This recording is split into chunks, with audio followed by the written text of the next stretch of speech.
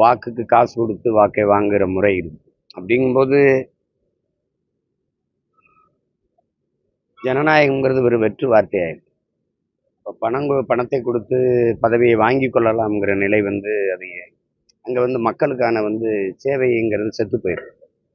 அப்போ அந்த மாதிரி இடங்கள்ல வாக்குக்கு காசு கொடுக்கறது வாங்குறது குற்றம்னு நீங்கள் விளம்பரம் செய்றீங்களே ஒழிய, பல நூறு கோடியை போட்டு ஓராண்டு சிறை அப்படின்லாம் எழுதி வைக்கிறீங்களே ஒழிய, ஒருத்தர் மீது கூட நடவடிக்கை எடுக்கப்படுறதில்லை.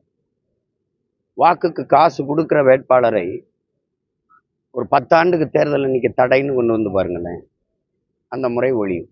எந்த நாட்டில் நீங்கள் பார்க்குறீங்க, இங்கே வழக்கறிஞர், நீதிபதிகள், காவலர்கள், காவல்துறையெல்லாம் எவ்வளோ பெரிய மதிப்பு மிக்கதாக இருக்குது.